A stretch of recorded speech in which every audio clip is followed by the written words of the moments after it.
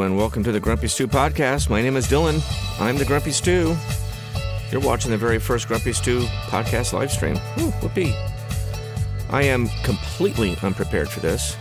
I've done nothing to prepare. The only thing I've done to prepare for this is make a cup of coffee and then all of the technical crap that I had to test and figure out ahead of time, which took a long time.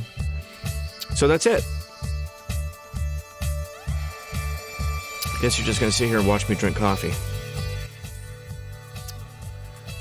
All right, I guess we'll wait for someone to show up and participate. I'm guessing there's no one going to show up and participate. It's my guess.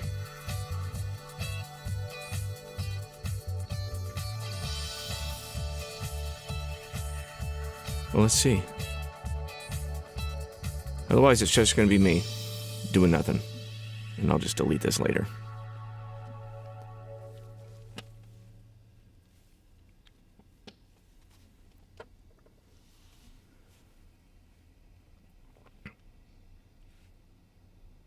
Hey, Mary's here. Hi, Mary.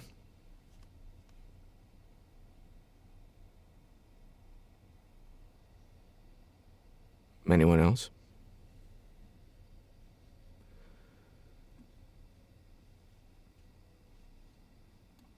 Nope, just Mary. And me.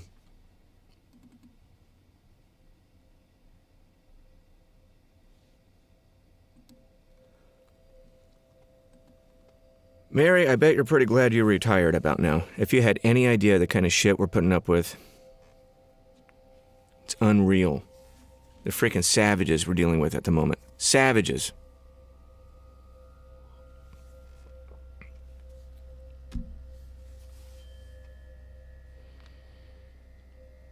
Though I say that, my last 2 trips have been relatively painless. But still, yeah, I mean, barefoot. I mean, they're just weird freaking savages. Though, I'm getting really good at catching people vaping in the lavatory. It's getting to the point where I think the FAA should start cutting me in. You know, giving me a commission on all the fine money they're collecting from the vaping people. Last guy, it's funny is when you catch them, they come out of the lab, and they're just, I just set something off. I don't know what's going on. What were you doing in there? I don't know. This one guy, I knew he was going to go in the lab and vape. So I've already had to tell him a couple times about his mask, and he's right in the front row in 1A. And he was sitting there with like a cup on his lip, like he's just about to drink it. All right. And then at one point I noticed he was holding a vape pen. And he kept holding it, kind of like this pencil, he kept holding it kind of close. And I'm thinking, oh God, this guy's about to vape in a seat right in front of me. So I decided to kind of, casually walk through the cabin. I walked to the back of first class, stood by the curtain, and just watched to make sure he wasn't actually vaping in a seat. He was just sitting there like this, and he'd take a drink, and then he'd sit there like this with his vape pen. I didn't see any, vapor. And then after a minute, he gets up and goes to the lavatory. I figured, okay, he's going to do it in there. I thought the whole sitting there like this with his vape pen was just maybe a habitual thing, because, big part of smoking is habit. I thought he's just, a habit thing to satisfy the habit. He goes to the lavatory, he's in there for a while, flushes, he's still in there for a while, and then right on cue, sets off the smoke detector. He comes out, I go, what you doing there, David? Well, I don't know, I seem to somehow accidentally set off an alarm of some sort. I don't know what's going on. What you doing there, David? I don't know, I didn't do anything. What were you vaping in there, David? I wasn't vaping. Really? You just have really bad taste in cologne because I can smell it. They think we can't smell it. Anyway. I give him the violation card, point out his violation of CFR 121.317, smoking in the lavatory. And I'm sure someone will be in touch with him soon. Is anybody else watching besides Mary? You could say hi in the little chat box. It's okay. No one?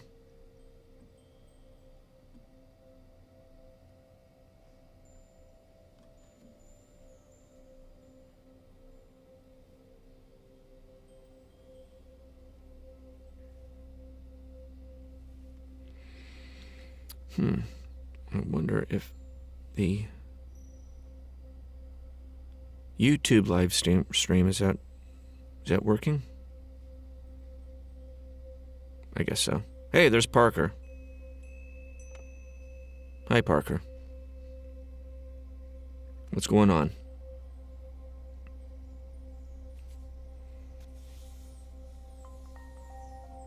Everybody's shy, I guess. Yeah, there's my mom. Hi, Mom.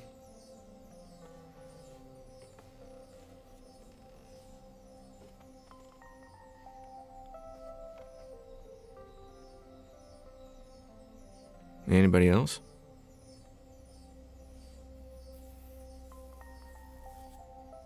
Well, the crazy has been pretty crazy. A few weeks ago, I had to chase somebody out of the jetway. It's just absolutely insane. Relatively easy flight, and it's always Minneapolis or Detroit that we have the crazy people. I don't know what's going on in the Midwest, but it's Minneapolis and Detroit. We're going to Minneapolis, and this guy in the back, easy enough. He asked for a cup of coffee with cream, and he was given a cup of coffee with cream. Turned out the little creamer packet he was given was rancid. It was bad. He didn't drink it. He knew it was bad the minute he put it in the coffee because it was clumpy. So he complained to one of the flight attendants. He was given an alternative, declined. Complained to the other flight attendant, offered an alternative, declined. Complained to the other flight attendant, offered an alternative, declined. And he's getting progressively more upset. So now I'm starting to hear about it. And so I figure, okay, well, I better brace myself for whatever he's got to say on his way out. So on his way out, he just starts screaming at me about how we're going to kill people and food poisoning kills people and I could have killed him and blah, blah, blah. I go, what do you want me to do about it? And he's like, I'm going to send in a complaint. I'm going to contact my lawyer. It's like, well, first of all, you don't have a lawyer. But I will document it. And that's all I can do. And he's just screaming and starting to call me names. And he's just standing at the door, yelling at me, calling me all these names. I tell him to step out. And he goes into the jetway and he's continuing to yell at me. Now he's going to sue me and he's going to, we're going to kill people and we could have killed him. So I go into the jetway, and I'm like, just trying to get him to calm down for 5 seconds. Just calm down. And he tells me what happened, and I go, okay, well, nothing I can do about that. I'm going to document it. That's all we can do about it. And just so you know, depending on which brand of creamer we get, the little packet of creamer doesn't have dates on it. So we have no way of knowing. And we don't board the stuff anyway. We just serve it. That's all we do. It had a date on it. It was expired. It's like, okay, then why did you put it in your coffee? If you knew it was expired. Well, you don't have to be a dick about it. That's what he said. And I'm like, get out of here. And he's refusing to leave. I had to physically chase him out of the lavatory, out of the jetway. He just refused to leave. I was like, you just go. Just get out of here. And he's screaming and yelling at me, and I'm chasing him out of the jetway. The gate agent called the cops. Heard the commotion, called the cops. It's always, I don't know. This dude, this long, stringy hair. Looked like he hadn't showered in a couple days. Yeah, he's got a lawyer. I'm the fucking tooth fairy. Call that imaginary lawyer you don't have. Tell him I served you bad coffee. Go ahead. I'll wait. It's a freaking idiot. So I notified the company about this guy. I think he made his connection. And I was chatting with them on our little mobile device, and they're like, well, that plane's got to land sometime. We'll just have the cops get him there. I'm like, okay. Works for me. But the craziness, it's got to stop at some point.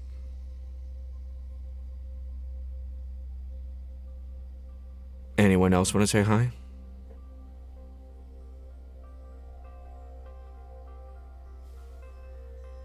No one?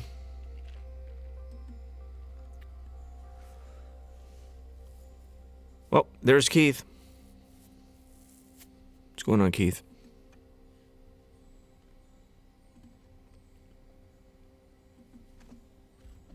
Did you guys see what's going on at Spirit?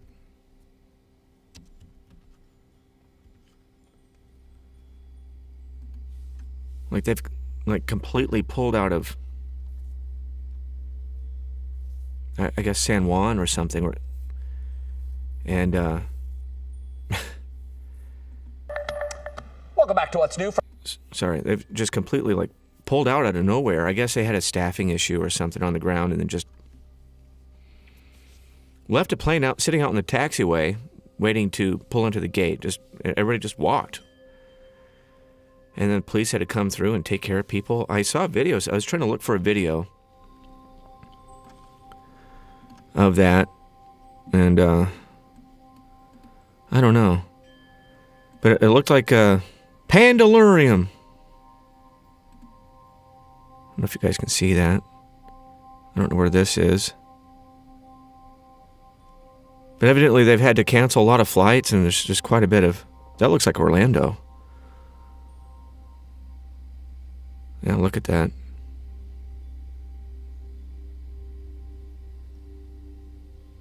Yeah, it looks like a big freaking mess. Glad I'm not part of that. And then there's this other thing. This guy... Oh, where's that video? Oh, shoot.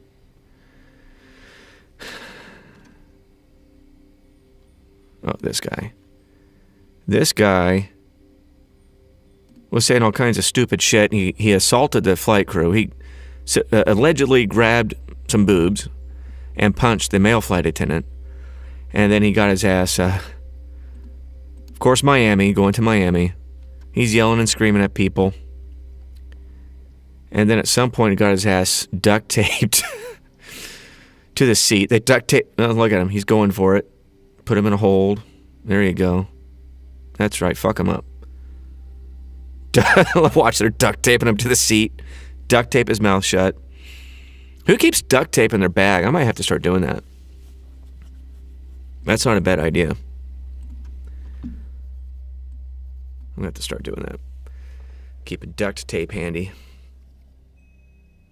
I'm getting a phone call. It's another robocaller. I get these robocalls from Pompano Beach twice a day. Never ends. So that crew that duct taped that dude to the seat, they got suspended, supposedly. I'm guessing they were suspended because you can't, restrain someone to the aircraft. They have to be able to get out of the plane if something were to happen. I mean, tie him up all you want. Seal his stupid mouth shut. But you can't chain him to the plane. That's no bueno. This is like the world's most boring live stream. Someone say something.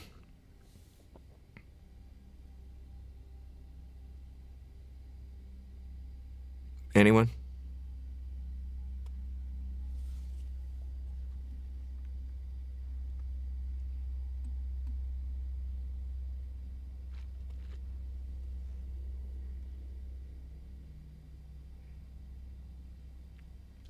You can use a little chat box.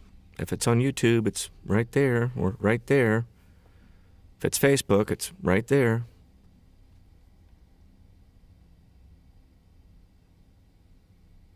Anyone?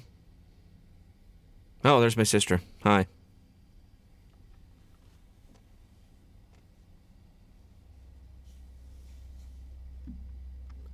Mom asked about the cat. Cat's in good shape. She was pretty happy to see me yesterday, or the day before, whenever it is I got home.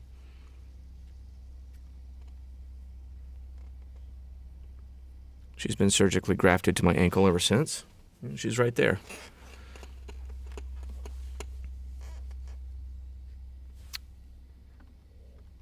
Pearl says hello, by the way.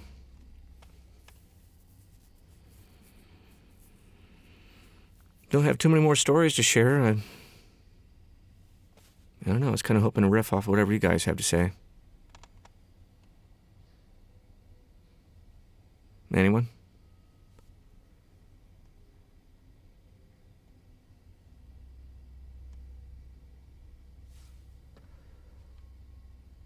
Well, then.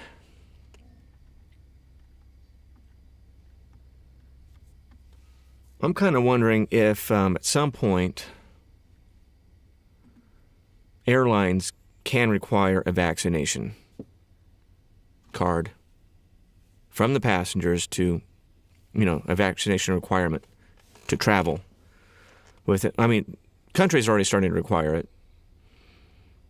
It's just like getting a yellow fever shot, Got to get your COVID shot. Personally, I think you should have to have a vaccination to fly domestically, too. And got to have your little card. It's got to be real. It can't be a fake card. And I think if you got everybody on board that's vaccinated, we could finally take off the freaking masks. I'm tired of wearing that mask 14 hours a day. So Nicole asks, how's everything been since things have opened up? It sucked. That's the short answer. Pretty well sucks. I used to fly a lot, like 115 hours or more. I'd back up all my trips. I'd fly between 6 and 12 days at a time, then go home for a few days, and then do it all over again. Now I work my 3-day trip, and I go home for 3 or 4 days, repeat. I don't pick up anything. I don't do anything extra. I don't work more than I have to. I don't make the money I used to make. But yeah, I'm just not putting up with these freaking people and the savagery. I don't know where are these people from? Where do they grow up? Where do they go to school? They act like absolute heathens, like they've never been anywhere before ever, like they've just recently escaped from the zoo or something. It is outrageous. Never people pissing on the floor. All kinds of weird shit. Smoking in the lavatory. Things you're not supposed to. Even if you've never flown before because you couldn't afford it. Okay, that's fair enough. But everybody knows you can't smoke on an airplane. Everybody knows how to use a restroom. You can't just piss on the floor. I mean, come on. But no, they just kind of, like they just came out of their cave, I guess. Never been out of the cave. Nicole says we call them spread necks. Because they don't get their vaccination. I got it. That's pretty funny. Parker says they've been on reserve this whole month. Hasn't helped. Added anxiety and stress on top of the current situation. Yeah, I hear you. I only have 6 days of reserve a month. I'm lucky like that. I'm hoping September I won't have reserve, but we'll see. I'm transferring back to New York, and I may or may not have reserve in New York. But, yeah, I mean, reserve is always stressful because you don't know if you're going to get woken up at 2 a.m. to go cover some bullshit. But, yeah, I mean, just in general, I can feel the stress in my chest just walking to the gate. I do not look forward to whatever is waiting for me on that plane. I don't look forward to it. It's a whole other stress I've never experienced before. I've been shot at. This is nothing. This shit is weird.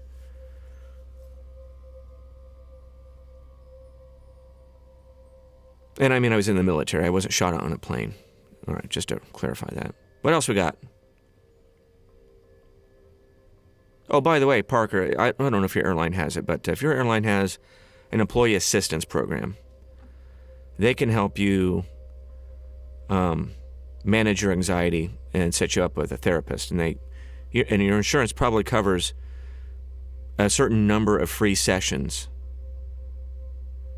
My insurance covers 7 free sessions per issue. So, if I say I have an anxiety issue, I get 7 free sessions with a professional for free. And then I'll decide I have another issue and I get 7 more free sessions, and I'll just keep milking it. But I recommend taking advantage of that if that's possible. And I agree, we shouldn't be afraid to go to work. But yeah, there's definitely an anxiety and stress worrying about what's going to happen to us at work. You never know when you're going to be the next one on TV, live at 5, because some passenger either attacked you or is accusing you of something you didn't do, or because there's another freaking riot. You guys have seen the news, right? With all this crap happening with Spirit in San Juan, for example. They had planes diverting to Fort Lauderdale to land because of the chaos in San Juan. No, thank you. Not interested. What else we got? Anybody have anything funny to say?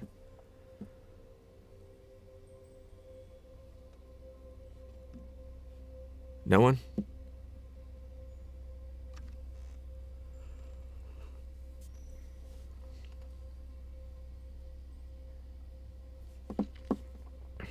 Well, it's rainy season here in Florida. I'm in Orlando, if you don't know. And I had a friend from the Qatar Airlines visit. He was made redundant, unfortunately, so he's just taking advantage of the free time and decided to travel around. So he's been traveling all over the United States, and he came down to Orlando. I took him to Epcot and Hollywood Studios, and it rained almost the entire day. It was a light rain over at Epcot and Hollywood, but apparently it rained so much just down the street at Magic Kingdom. Magic Kingdom flooded. People were swimming down the sidewalk. Swimming. Little kids were floating down the sidewalk. Bye, Mom. They'll find their bodies eventually. It's okay. Well, there's Dad. He says buckle up and go for the ride. Thanks.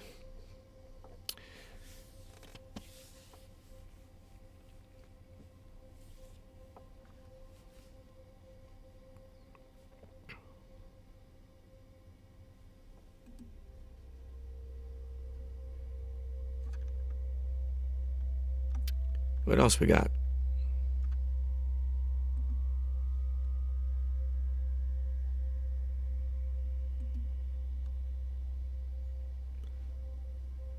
So my sister mentions an alligator at Disney World. That has happened. That has happened. A little kid got a little too close to one of the ponds, and they suspect he was taken by a gator. My mom might know. It's a few years ago. Maybe 5 years ago, perhaps.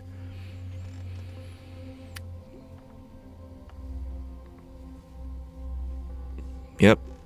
I think it might have been the lagoon that was between Magic Kingdom and the Grand Floridian Hotel, the resort right there. And there's signs all over the place not to get too close to the water. Little kid got too close to the water, and no more little kid. I'm not sure if I ever found him.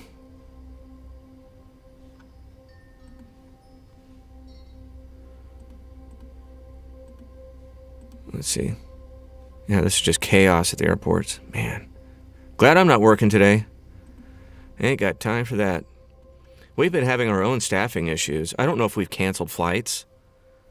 In fact, I don't think we have, but we've got, well, of course, part of the problem, the Polynesian, I've just been correct, it was a Polynesian resort.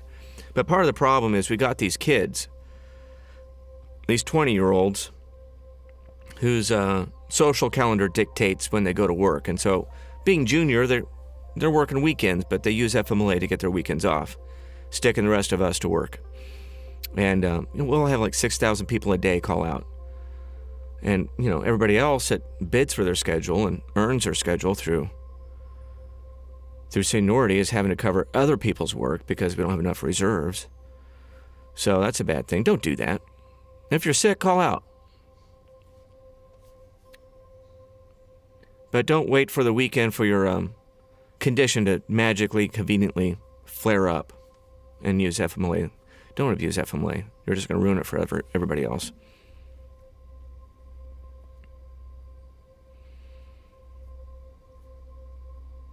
I think Americans had some issues in Dallas. Well, anybody that flew into Dallas, I think, has had some issues because there was some weather.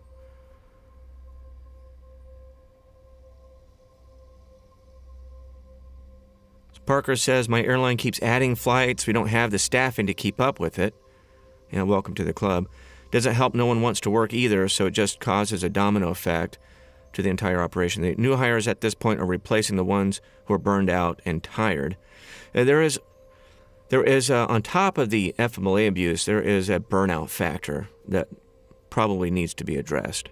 I'm burned out. That's why I only work my 3-day trips and go home for 3 or 4 days, as opposed to working as much as I used to work. To my financial detriment, I might add. I don't make the money I used to make. So it's going to get to the point where I'm going to have to start working more, but I don't want to deal with this shit.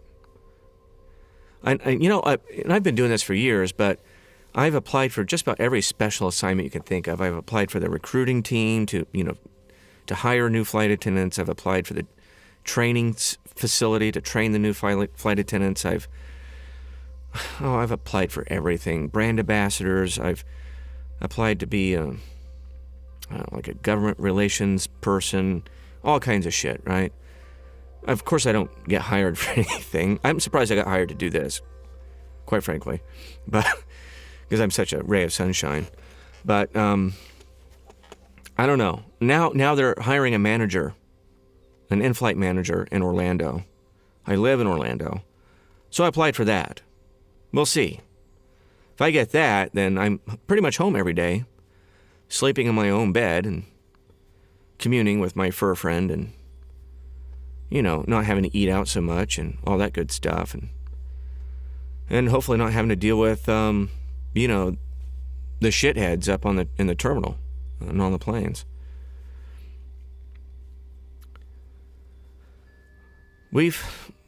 In terms of our schedule, though, we've added flights, but we've drawn our schedule back, too. It's really weird. Like, they've cut flights between Orlando and Detroit. And making it, of course, more difficult to get to and from work. I have fewer options. I don't know. I don't know what they're doing. They don't tell us anything.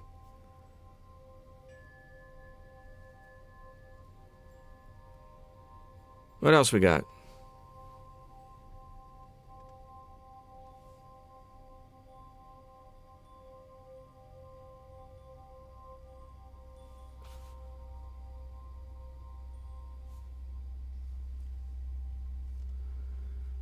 Well,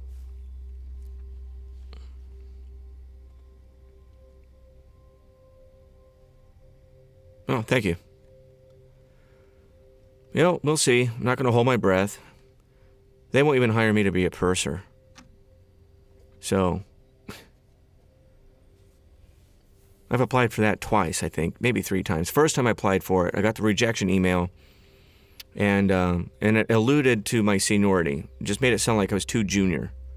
It didn't come down to my seniority. I can accept that. That's fair. But then I found out like a week later that people junior to me were offered interviews. Okay, that's not cool. If you're going to tell me I'm too junior, then give someone junior to me an interview, then that's not okay. So, well, anyway, good luck to Josh. Hope he lands that gig in Ohio. Keep me posted on that.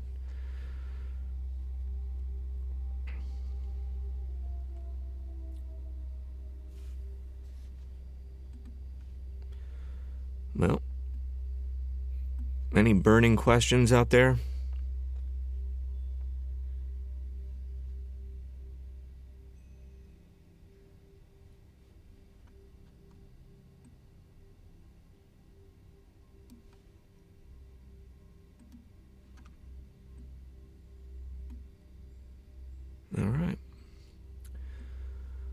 All right. I guess that'll be a last call for any questions or comments, and then I'll wrap it up since it's been about a half hour of pure boredom.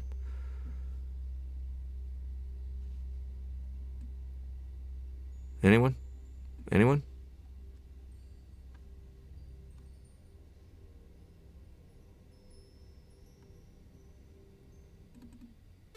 Well, alrighty then, I'll put you out of your misery. This has been the first live stream of the Grumpy Stew podcast. Thanks for the, 4 of you that watch this thing. I'll try to do this on a regular basis, hopefully on Tuesdays. I figure most people are off on Tuesday. And until next time, I will see you guys